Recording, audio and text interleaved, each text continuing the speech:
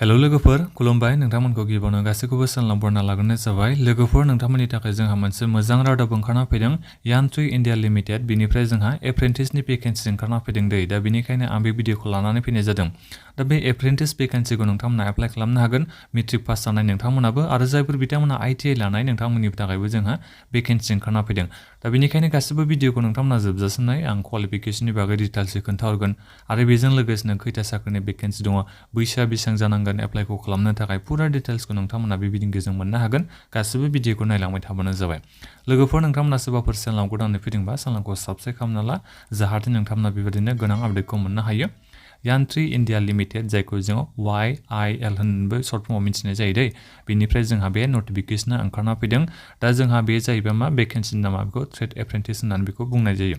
दा बेहाय टटेल भेकेन्सिया बेसेबां दं आं बेखौ नोंथांमोनसिम खोन्थाहरनो सानदों एप्रक्स होनाय दं दै बेहाय टटेल भेकेन्सिखौ माने बे 5450 आ बेयो बारायनोबो हागौ खमथ' जाखायानोसै भेकेन्सिया बेयो बारायगोन आं बेखौ नोंथांमोनसिम खोन्थाहरखानाय जायो नन आईटीआई जायफोर नोंथांमोना मात्र मेट्रिकल' पास ना नोंथांमोननि थाखाय टटेल जोंहा एप्रेन्टिसनि भेकेन्सिया बेसेबां दंनो 1936 ता जोंहा टटेल भेकेन्सि दङ बेयो बारायनोबो हागौ एप्रक्स भेकेन्सि बिनिफ्राय जायफोर नोंथांमोना जेनेबा एक्स आईटीआई एबा जायफोर नोंथांमोना आईटीआई लानाय दङ अब्ला नोंथांमोननि थाखाय जोंहा भेकेन्सिया बारा दै 3514 ता जोंहा भेकेन्सिया दङ दा बेखौ नोंथांमोना मिथिनो हाबाय जानांगौ भेकेन्सिनि बागै दानिया फैदो जोंहा जायफोर नन आईटीआई केटेगरि माने नोंथांमोना जायफोर आईटीआई गैया नोंथांमोननि थाखाय पार्सेन्टेज नांगोन दै आं बेखौ नोंथांमोननो खोन्थाहरनि नोंथांमोना मेट्रिकआव एबा क्लास 10 आव 50% मार्क्स लानानै पास जानाय जाथारनांगोन दै बेखौ बे बुंदों मिनिमाम खमथार पार्सेन्टआनो बेसेबां जानांगोन ना मेट्रिकआव 50% नि माने गोजौआव जानाय जानांगोन आरो नोंथांमोननि पार्सेन्टआ अब्लासो नोंथांमोना बे एप्रेन्टिस भेकेन्सिनि थाखाय एप्लाइखौ खालामनो हागोन आरो मोनसे खोथाबाव नोंथांमोना मेथामेटिक्स आरो साइन्स साबजेक्टआव 40% मार्क्स मोननानै पास जानाय जानांगोन माने 40% नि बारा मार्क्स मोननाय बिथांमोनासो एप्लाइखौ खालामनो हागोन मा साबजेक्टआवनो मेथामेटिक्स आरो साइन्स साबजेक्टआव बेखौ नोंथांमोना नायबानो जाबाय ने दानिया फैदो जोंहा आईटीआई केटेगरिनि जायफोर नोंथांमोना आईटीआई लानाय नोंथांमोननिसिम आरो जोंहा बेहाय दङ आं बेखौ नोंथांमोननो खोन्थाहरनो सानदों दायो दा बेहाय नोंथांमोना मा जानांगोननो नोंथांमोना आईटीआई लानाय जानांगोन आरो बे आईटीआई आ नोंथांमोननिया रिकगनाइज इनस्टिट्युटनिफ्राय लानाय जानांगोन जेरै एनसीबीटी अर एससीबीटी निफ्राय नोंथांमोना माबा आईटीआई खौ लानाय जानांगोन आरो बेखौ बेहाय लिरनानै होखादों दै नोंथांमोना बेखौ नायबानो जाबाय दा बिनिफ्राय आईटीआई पास जानायजों लोगोसेनो नोंथांमोना फरायनाया बेसेबां जानांगोन मेट्रिकआ पास जानाय जानांगोन दै ओमफ्राय मेट्रिकआव नोंथांमोननि मार्कआबो बेसेबां जानांगोन मिनिमाम खमथार पार्सेन्टआनो 50%आ एप्लाइखौ खालामनो हागोन माने मेट्रिकआव नोंथांमोना 50% नि गोजौ जायफोर पास जानाय नोंथांमोना बे आईटीआई केटेगरिनि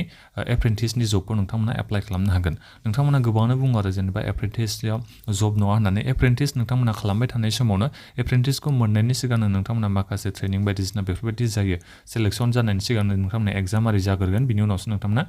एप्रेन्टिसखौ जानो हागोन दा बे एप्रेन्टिस मावबाय थानाय समाव नोंथांमोना सेलारिखौ मोननो हायो दै जेसांखिनि ट्रेनिं जायो नोंथांमोना एसांखिनि सेलारिखौ मोननो हायो मास मोनसेयाव बिनिफ्राय एप्रेन्टिस जोबखांनायनि उनाव नोंनि पारफरमेन्सखौ नायनानैसो बिथांमोना पार्मानेन्ट जब नोंथांमोननो होयो आरो बेजों लोगोसे मोनसे खोथा दे बे एप्रेन्टिसनिफ्राय जायफोर नोंथांमोना जब पार्मानेन्ट मोनोना नोंथांमोननि सेलारिया हले एसे गोबां जाखायो आं बेखौ नोंथांमोनसिम बुंहरखायो दा बेखौ नोंथांमोना मिथिबाय जानांगौ दा फरायनायनि बेलायाव आं नोंथांमोनसिम खोन्थाहरजोब्बाय दानिया फैदो जोंहा बैसोनि बेलायाव 15 बोसोरनिफ्राय 24 बोसोरनि सिंनिया एप्लाइ खालामनो हागोन बेखौ नोंथांमोना गोसोआव लाबानो जाबाय मेलानो जा फिमेलानो जा नाथायबा जोंहा जायफोर रिजार्भ केटेगरियाव थायोना जेरै एससी एसटी उपार एजनि लिमिटआ बेयो बारा जागोन माने जोंहा एससी एसटीनिया 5 इयार्ससिम जायो अब्ला जोङो 29 इयार्सनि एप्लाइखौ खालामनो हागोन जायफोर एससी एसटी केटेगरियाव गोलैयो 15 इयार्सनिफ्राय जागायजेननानै 29 इयार्ससिमा एप्लाइखौ खालामनो हागोन दानिया बिनिफ्राय सेलेक्सन प्रसेसआ बोरै जागोन अनलाइन एप्लाइ माला जागोन बिनि जेबो आपडेट गैया बेहाय बिथांमोना लिरनानै होखादों आरो 4 उइक माने जानुवारिनि लास्ट उइकआव बिथांमोना फुल एडभार्टाइजमेन्टखौ हरगोन आरो बेजों लोगोसे अनलाइन एप्लाइआबो जोंहा जानुवारिनि लास्ट उइकआव जोंहा एप्लाइआ स्टार्ट जागोन सेलेक्सन प्रसेसआ माबायदि जागोन जेनेबा एग्जामा अनलाइन जागोन ना अफलाइन जागोन बिनि बागै बेहाय डिटेल्सै बिथांमोना खोन्थाहराखै जायखिजाया बिथांमोना जेब्ला फुल एडभार्टाइजमेन्टखौ हरोना अब्लानो आं नोंथांमोननो भिडिअ बानायनानै खोन्थाहरगोन बे एडभार्टाइजमेन्ट लिंकखौ नोंथांमोना भिडिअनि डिसक्रिपसनाव मोननो हागोन आं जेब्ला अनलाइन एप्लाइआ स्टार्ट जायो अब्ला आं नोंथांमोननिसिम खोन्थाहरगोन जेनेबा मा डकुमेन्ट्सखौ होनांगोन बेनि बागै नोंथांमोना उनावहाय आपडेटखौ मोननो हागोन बिनि थाखाय नोंथांमोना चेनेलखौ साबस्क्राइब खालामनानै लाबानो जाबाय लोगोफोर नोंथांमोना सोरबाफोर चेनेलाव गोदानै फैदोंबा चेनेलखौ साबस्क्राइब खालामना ला जाहाथे नोंथांमोना बेबायदिनो साख्रिनि आपडेटखौ मोननो हायो